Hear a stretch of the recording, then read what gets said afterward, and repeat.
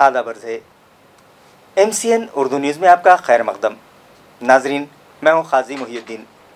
खबरों के इस सिलसिले को आगे बढ़ाने से पहले आइए एक नज़र डालते हैं आज की खास खबरों पर। सिद्धार्थ गार्डन चिड़ियाघर में मनाया जा रहा है वाइल्ड लाइफ वीक। मुख्तलिफ प्रोग्राम्स मुनक़िद। म्युनिसिपल एडमिनिस्ट्रेटर ने जू के अहाते में की शजरकारी और मुलाजमीन को दी मुबारकबाद। मेडिकल बायोवेस्ट को महफूज तरीके से ठिकाने लगाने के मामले में खानगी अस्पताल के जिम्मेदारान नहीं है संजीदा। रास्तों पर फेंका जा रहा है दवाखानों से निकलने वाला कचरा।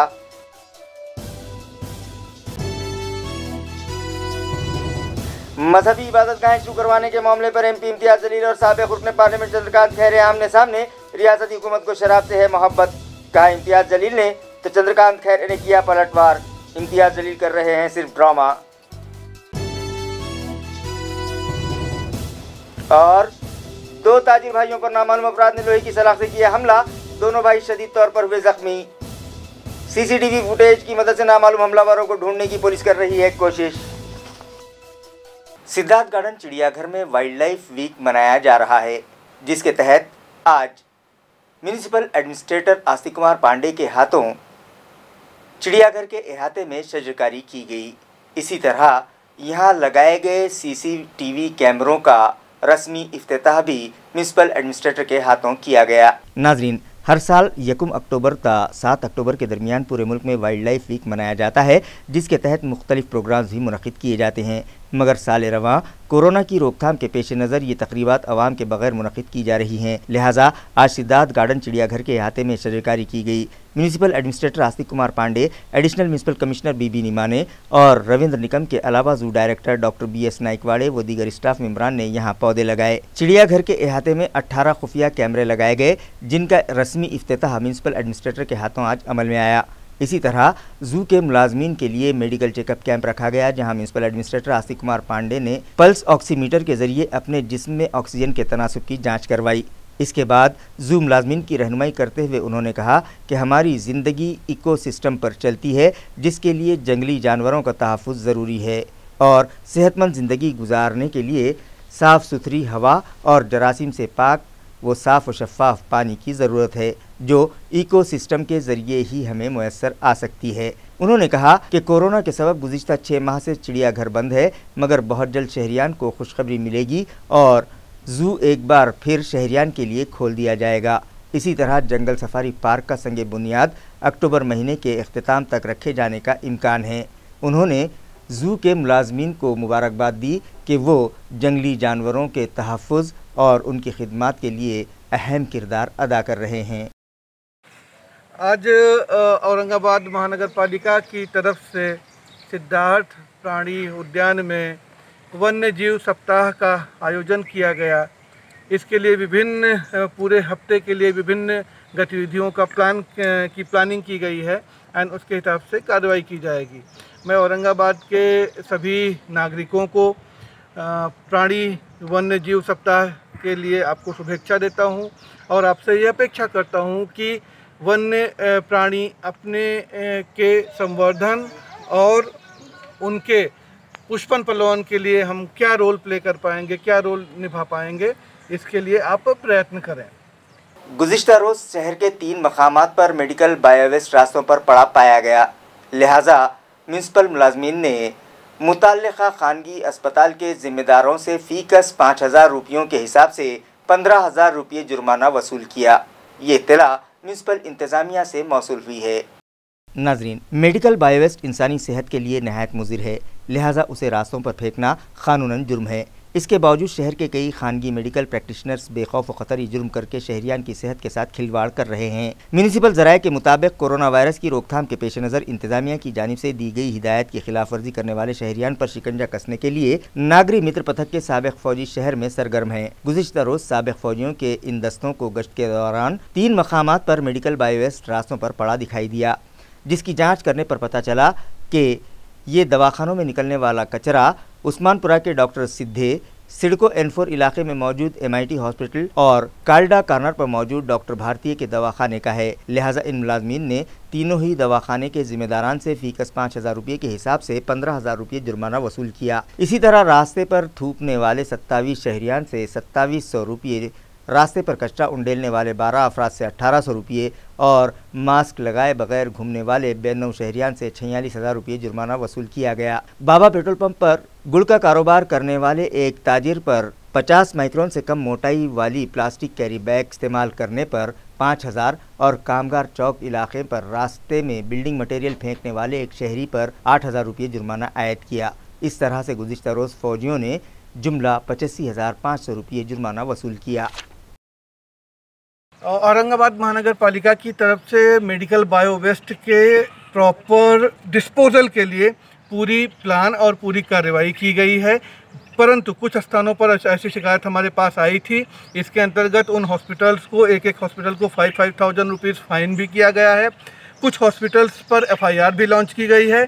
परंतु मैं सभी नागरिकों से और सभी ऐसे नर्सिंग होम और हॉस्पिटल से अपील करूंगा कि आप बायोमेडिकल वेस्ट का डिस्पोजल प्रॉपर विहित नियम पद्धति से ही करें। अगर आपके हॉस्पिटल के पास में ऐसा कोई बायोमेडिकल वेस्ट पाया जाता है देन ऑब्वियसली आपके ऊपर फाइन के साथ ही साथ दंडात्मक कार्रवाई भी होगी।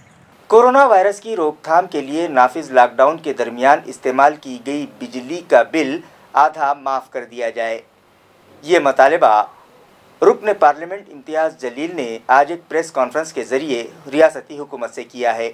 उन्होंने सहाफ़ियों को बताया कि वज़ीर आज़म हिंद नरेंद्र मोदी ने 23 मार्च की शब आवाम से खिताब करते हुए अचानक से पूरे मुल्क में लॉकडाउन का ऐलान कर दिया, जिसका आवाम ने खैर मकदम करते हुए कोरोना के खात्मे के लिए लॉकडाउन पर सख्ती से अमल भी किया। मगर लॉकडाउन की म्याद में इजाफा किया जाता रहा और 6 माह तक सभी कारोबार बंद रहे। इस दौरान कई शहरियान की नौकरियाँ चली गयी, यौमिया उजरत पर काम करने वालों के हाथों से काम जाता रहा, कारखाने और कारोबारी इदारे भी बंद रहे, जिसकी वजह से मुल्क की आवाम माली बुहरान से गुजर रही है। मगर बिजली सप्लाई कंपनी की जानिब से हज़ारों रुपयों के बिल आवाम को दिए जा रहे हैं, जबकि मजलिस इत्तेहादुल मुस्लिमीन ने लॉकडाउन के दरमियान इस्तेमाल की गई बिजली के बिल माफ़ करने का मुतालबा हुकूमत से किया था, मगर इस ज़िमन में हुकूमत ने अब तक कोई फ़ैसला नहीं किया। हुकूमत में शामिल कांग्रेस NCP पर भी उन्होंने चोट की और कहा कि उन्हें आवाम की कोई फ़िक्र नहीं है।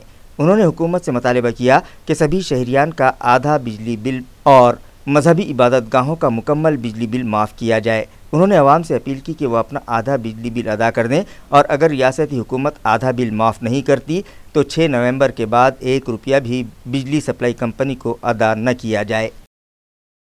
मार्च में जब मोदी जी आए अचानक और उन्होंने कहा कि अब पूरा भारत बंद, 4 घंटे के बाद है तो कोई अपनी जगह से हिलेगा नहीं, उसके बाद से लोगों ने उसका समर्थन करते हुए कारोबार बंद रखे, लोग अपने घरों के अंदर रहे, सब धंधे सब बंद हो चुके थे।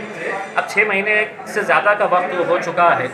इन 6 महीनों के अंदर जब लोगों का कारोबार ही नहीं रहा है, लोग जब घरों में बैठे थे तो स्वाभाविक है 24 घंटे जब वो घर में थे तो लाइट भी जलाए, अपना पंखा भी जलाए है, तो उनका बिल ज़्यादा आना ये स्वाभाविक है। लेकिन लोग पैसा देंगे कहाँ से? ये जब बिल आया है इन लोग का तो चौंकाने वाले आंकड़े थे, तो ये पैसा देंगे कहाँ से जब उनके पास पैसे का कोई उत्पन्न ही नहीं था, कोई जरिया ही नहीं था कि कहाँ से पैसा लाया जाएगा। उसके बावजूद लाइट MSEDCL जो है बिजली विभाग बिल पे बिल भेजे जा रहा है और इतने बड़े बड़े आंकड़े हैं उसके अंदर कि लोग ये हैरान और परेशान है कि अभी हम पैसा भरेंगे कैसा। तो ऐसी सूरत में हमने ये आंदोलन किया था, हमने ये मांग की थी जुलाई महीने के अंदर। हमारे गफ्फार खत्री साहब जो महाराष्ट्र के वर्किंग प्रेसिडेंट है, निवेदन दिए थे आपने पूरे महाराष्ट्र के अंदर कि आपने लाइट के बिल के ताल्लुक से कुछ ना कुछ रियायत दे और जल्द से जल्द इसका फैसला सुनाए। जुलाई में निवेदन दिए, अगस्त के अंदर निवेदन दिए, लेकिन अभी तक इसके बारे में कोई फैसला नहीं लिया गया है। अब हमने ये फैसला किया है कि अब हम जो बिल आया है हर इंसान को, चाहे वो कारोबार का हो, बिजनेस का हो या रेसिडेंशियल हो, उसमें से 50% बिल अपना भरना चाहिए और बाकी का जो 50% है उसके लिए हम सरकार से 1 महीने का टाइम लिए थे। 1 महीने के अंदर अगर सरकार इस बारे में अगर कोई फैसला नहीं करती है तो आज 6 अक्टूबर है, 6 नवंबर के बाद से 1 रुपया भी किसी ने भी MSEDCL का बिल भरना नहीं चाहिए, क्योंकि इसके बारे में सरकार अगर दूसरे लोगों को रियायत दे सकती है, बैंकों के अंदर करोड़ों रुपया लोग लेकर है तो गायब हो गए हैं, और यहाँ पर जो छोटे छोटे कारोबार करने वाले लोग हैं जो घरों में रहकर जिनका यूनिट 100 आता है, 150 आता है, जैसा एक उदाहरण के तौर पे औरंगाबाद का ही एक एग्जांपल दिए तो 2.5 लाख रेसिडेंशियल कंज्यूमर्स में से 1.5 लाख रेसिडेंशियल कंज्यूमर्स ऐसे हैं कि जिनका एवरेज बिल जो आता है महीने का वो 100 यूनिट से 150 यूनिट आता है। तो ये लोगों को भी रियायत मिल सकती है अगर ये सरकार फैसला कर लेती है कि हमारे यहाँ 100 यूनिट से 150 यूनिट या 200 यूनिट तक का हम माफ़ करने वाले हैं हर महीने का, तो ये पूरे के पूरे इससे आउट हो जाते हैं। हमारा सरकार से यही है कि बहुत सारे लोग अभी भी परेशान है, लोगों का कारोबार नहीं चल रहा है, बिजनेस नहीं चल रहा है, लोगों को नौकरियों से निकाल दिया गया है। ऐसी सूरत के अंदर ये सरकार की ही जिम्मेदारी होती है कि लोगों की मदद किस तरह से करनी चाहिए। रियासती हुकूमत ने महाराष्ट्र में शराब का कारोबार शुरू करने की तो इजाज़त दे दी, मगर मजहबी इबादतगाहें शुरू करने के मामले में टाल मटोल कर रही है। ये इल्ज़ाम रुकन पार्लियामेंट इम्तियाज़ जलील ने आज एक प्रेस कॉन्फ्रेंस में लगाया। आज सहाफ़ियों से बात करते हुए एमपी इम्तियाज़ जलील ने कहा कि हुकूमत में शामिल सभी सियासी कायदीन को शराब से मोहब्बत है, इसीलिए उन्होंने शराब का कारोबार शुरू करने की तो इजाज़त दे दी, मगर मजहबी इबादतगाहें शुरू करने की इजाज़त नहीं दे रहे हैं। उन्होंने मुतालबा किया कि सभी इबादतगाहें फौरी शुरू करने की इजाज़त दी जाए। इस मौजू पर उन्होंने हुकूमत पर जमकर तनकीद की। इस सिलसिले में मीडिया के नुमाइंदों ने जब साबिक़ रुकन पार्लियामेंट चंद्रकांत खैरे से बात की तो उन्होंने एमपी इम्तियाज़ जलील के इस बयान को महज ड्रामाबाजी बताया और उन पर उलटवार करते हुए कहा कि शराब का कारोबार शुरू करवाने के लिए एमपी इम्तियाज़ जलील ही बज़िद थे। देखिए, बड़े अफसोस की बात है कि महाराष्ट्र के अंदर जो सरकार बैठी है वो पियक्कड़ सरकार है। मतलब दारू से कितनी मोहब्बत है कांग्रेस के, राष्ट्रवादी के और शिवसेना के नेताओं को कि इनका धर्म से कोई लेना देना नहीं है। ये चुप चुप के अपने आप को हिंदुत्व है, हम हिंदुओं की बात करते हैं, हिंदू ईद की बात करते हैं, ये ऐसी बड़ी बड़ी बातें करते हैं, जबकि हकीकत ये है कि इनको शराब से बहुत ज़्यादा मोहब्बत है। ये मेरा ख्याल है इनकी कोई रात गुजरती नहीं होगी जब ये मैखाने में बैठते नहीं होंगे। और हमारी ये ख्वाहिश है कि हमें मस्जिदों से बहुत प्यार है, हमें धार्मिक स्थल के अंदर हम जो लोग जाते हैं हम उनका एहतराम करते हैं, उनकी इज्जत करते हैं। यही वजह है कि आज इतने महीनों के बाद जब सब कुछ खुल गया है तो सरकार ने कहा कि अब दारू की दुकानें पूरी तरह से खोल दो, लेकिन मंदिर खोलें? नहीं, मंदिर नहीं खुलेंगे। मस्जिद खोलें? नहीं, मस्जिद नहीं खुलेगी। तो ये धार्मिक स्थलों के बारे में सरकार का क्या तर्क है, क्या वितर्क है, हमको खुद नहीं समझ में आ रहा है कि आखिर इस तरह के अद्भुत फैसले सरकार क्यों ले रही है कि सब कुछ खोल दो लेकिन धार्मिक स्थल नहीं खोले। इसका जवाब सरकार ही दे तो ज़्यादा बेहतर होगा। और मैं तो ये सवाल है तो यहाँ के स्थानिक नेताओं से जो हिंदू हिंदू हिंदू हिंदू हिंदू हिंदू करके है तो पिछले 20-25 सालों से सिर्फ एक ही रट लगाते थे, अरे कम से कम हमारी मस्जिदों का छोड़ दीजिएगा, अपनी हिंदुओं की मंदिरें तो खुलवा दीजिएगा साहब। हम तो नमाज घर में पढ़ लेंगे, कहीं पर पढ़ लेंगे, लेकिन आप मंदिरों को क्यों बंद करके रखे हुए? कम से कम उसका तो जवाब दे दीजिए। वो भी खोलेगा। अभी होटल और ये खुलने के बाद में बार उसमें 30% सिर्फ लोगों ने अटेंड किया, लेकिन मैं बताऊंगा कि वो भी धीरे धीरे सब खुल रहा है एकदम। और ज़्यादा कोरोना का प्रादुर्भाव बढ़ना करके ये सरकार नहीं चाहती, कंट्रोलिंग रहना, थोड़ा थोड़ा इस हिसाब से ये करना सरकार। इन्होंने बोले थे सारा खोलो करके, औरंगाबाद के खासदार जो है उन्होंने ही खुले थे, संभाजीनगर की जनता नहीं मानती। नहीं, इनको इतना धार्मिकता का इतना इनका प्रेम कैसे बढ़ गया लगे हुए। ये कभी जाते रहते, कभी धार्मिक स्थल में कभी जाते हैं, करते हैं, प्रार्थना करते, कभी इतना इनको ये जानबूझ के अभी महानगर पालिका की चुनाव आने वाला है, उसके लिए हिंदुओं के वोट लेने के लिए उन्होंने अपने साथ नाटक शुरू कर दिया। मेरा ख़ानदान मेरी जिम्मेदारी नामी मुहिम के तहत म्यूनिसिपल कॉरपोरेशन के सभी अफसरान और मुलाजमीन को एडिशनल म्यूनिसिपल कमिश्नर बीबी नीमाने ने आज इज्तिमाई हलफ दिलाया। वाज़ेह है कि रियासती हुकूमत की जानिब से कोरोना वायरस की रोकथाम के लिए मेरा ख़ानदान मेरी जिम्मेदारी नामी अवामी बेदारी मुहिम पूरे महाराष्ट्र में चलाई जा रही है, जिसके तहत हेल्थ मुलाजमीन घर घर जाकर अवाम में इस मर्ज़ से मुतालिक बेदारी पैदा कर रहे हैं। इसी मुहिम के एक हिस्से के बतौर आज म्यूनिसिपल अफसरान और मुलाजमीन को एडिशनल म्यूनिसिपल कमिश्नर ने इज्तिमाई हलफ दिलाया कि कोरोना वायरस से बचाव के लिए वो अपने अफराद ख़ानदान को इंतज़ामिया की जानिब से दी गई हिदायत के मुताबिक एहतियाती तदाबीर इख्तियार करने की तरगीब दें। इसी तरह कोरोना वायरस की रोकथाम के लिए ढाल के तौर पर काम करने वाले डॉक्टर्स, नर्सेस और दीगर मेडिकल स्टाफ के अलावा पुलिस मुलाजमीन का भी एहतराम करेंगे और उनसे ताउन करेंगे। इस मौके पर additional municipal commissioner Ravinder Nikam, municipal health officer doctor Neeta Padalkar, executive engineer electrical department AB Deshmukh, घनकचरा project chief Nandkishore Bhombe, doctor Premlata Karar, doctor मेघना जोगदंड, शहर सेक्रेटरी DD सूर्यवंशी और PRO अहमद तौसीफ के अलावा दीगर अफसरान और मुलाजमीन भी मौजूद थे। आज सुबह जिले के 57 अफराद की रिपोर्ट कोरोना के लिए पॉजिटिव आई है, जिसके बाद एक्टिव मरीजों की तादाद 4312 हो गई है। नाजरीन, शहरों मज़ाफ़ात में कोरोना से मुतासिरा मरीजों की तादाद में बतदरीज कमी आने लगी है। गुज़िश्ता रोज़ ज़िले के 164 अफराद कोरोना में मुब्तला पाए गए थे, जबकि आज सुबह 57 अफराद की रिपोर्ट इस मर्ज़ के लिए पॉजिटिव आई है, जिसके बाद जुमला मुतासरीन की तादाद 34,607 हो गई है, जिनमें से 29,327 मरीज़ इलाज के बाद तंदुरुस्त हो गए हैं। मगर इस मर्ज़ की संगीनी के सबब अब तक 968 मरीज़ जाँ बहक हो चुके हैं और फिलहाल 4,312 मरीजों का मुख्तलिफ दवाखानों में इलाज जारी है। आज जो 57 शहरियान इस मर्ज में मुब्तला पाए गए, उनमें से 18 मरीज AMC हुदूद के हैं, जबकि 39 मरीजों का ताल्लुक देही मकामात से है। आप जिस वक्त उर्दू खबरनामा देख रहे होंगे, उस वक्त तक इन आदाद व शुमार में तब्दीली आ चुकी होगी। इसमें कोई शक नहीं कि कोरोना से मुतासिरा मरीजों की तादाद में कमी आई है, लेकिन ख़तरा अभी पूरी तरह से टला नहीं है। इसलिए शहरियान को चाहिए कि वो एहतियाती तदाबीर का दामन हरगिज़ न छोड़ें। माझा कुटुंब माझी जवाबदारी नामी मुहिम के तहत गुज़िश्ता रोज़ शहर में 10,124 मकानात का सर्वे किया गया। ये इत्तला म्यूनसिपल हेल्थ इंतज़ामिया से मौसूल हुई है। मुतालिका ज़राए से दी गई इत्तला के मुताबिक म्यूनसिपल कॉरपोरेशन के सभी 9 जोन दफातर की हदूद में मौजूद 37 हेल्थ सेंटर्स और दवाखानों में खिदमात अंजाम देने वाली आशा वर्कर्स और ANM स्टाफ की 229 टीमों ने शहर के 10,124 मकानात का सर्वे किया। इस दौरान 36,053 शहरियान से मुलाकातें की और उनका तिब्बी मुआयना करते हुए उनके जिस्म में ऑक्सीजन का तनासुब और टेम्परेचर की जाँच की। सर्वे के दौरान 1465 शहरियान ऐसे पाए गए जो BP, शुगर और दीगर संगीन अमराज में मुब्तला थे। उनमें से 41 शहरियान को कोरोना की जांच के लिए RT-PCR टेस्ट करवाने के लिए भिजवाया गया। आज गैर मुनज़्ज़िम लेबर्स कांग्रेस की जानिब से ज़िला कलेक्टर ऑफिस पर एहतजाज किया गया और मुतालबा किया गया कि वाल्मीकि समाज की दोशीज़ा मनीषा का गैंगरेप करने वाले खातियों को फांसी की सज़ा दी जाए। इसी तरह उत्तर प्रदेश की रियासती हुकूमत को फौरी बर्खास्त किया जाए। इस ज़िमन में एक मेमोरेंडम वज़ीर आज़म हिंद नरेंद्र मोदी के नाम ज़िला इंतज़ामिया के सुपुर्द किया।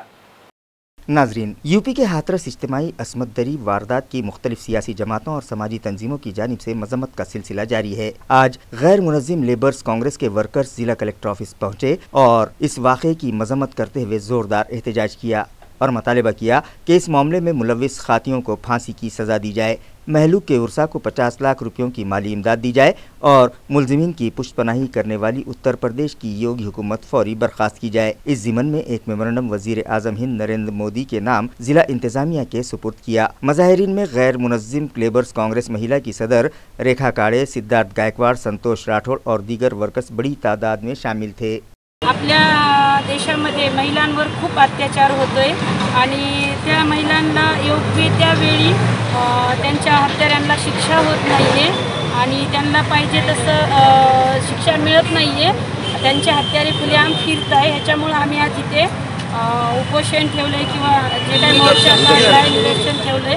तर आमची एकच इच्छा आहे ह्या महिलांची सगळ्या की मनीषा ताईला लवकरात लवकर त्यांच्या हत्यारांना फाशी हो, लवकरात लवकर न्याय मिळावा त्यांना।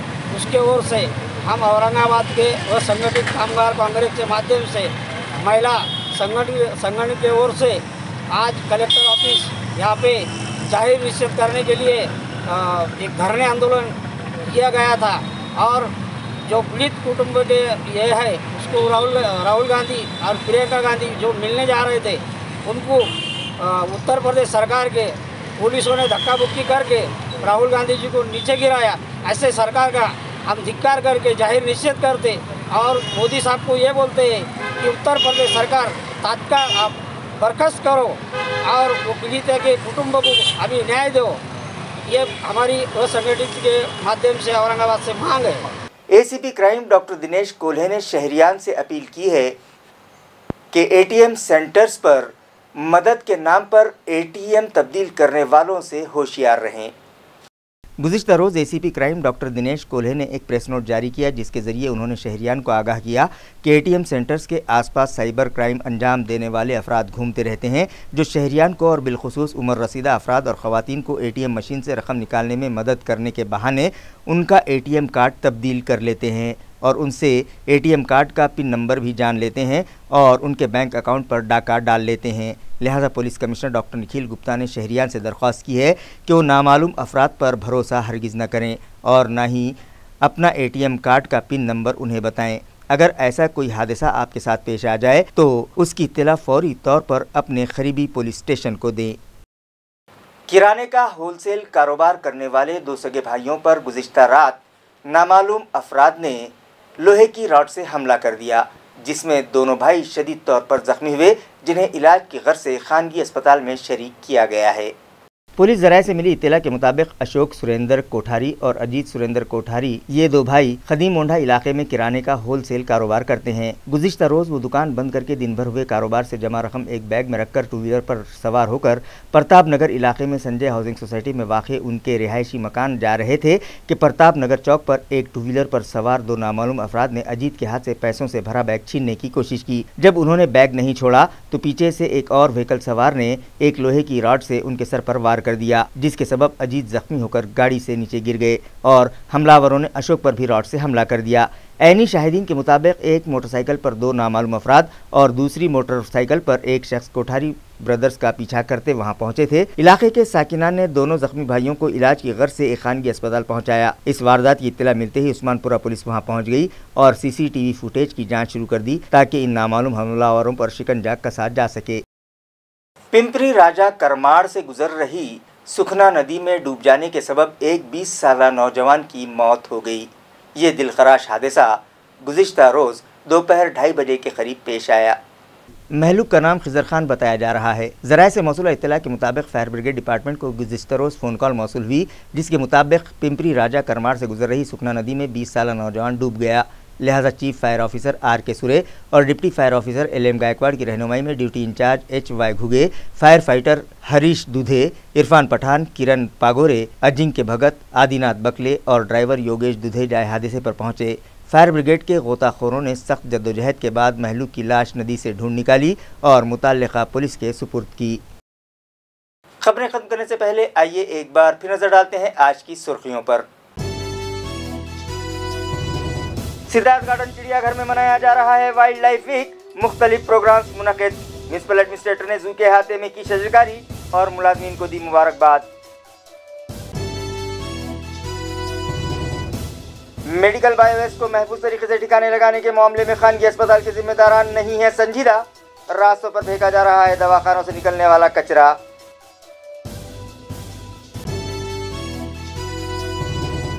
मजहबी इबादतगाहें शुरू करवाने के मामले पर MP इम्तियाज जलील और साबिक रुकन पार्लियामेंट चंद्रकांत खैरे आमने सामने। रियासती हुकूमत को शराब से है मोहब्बत, कहा इम्तियाज जलील ने, तो चंद्रकांत खैरे ने किया पलटवार। इम्तियाज जलील कर रहे हैं सिर्फ ड्रामा।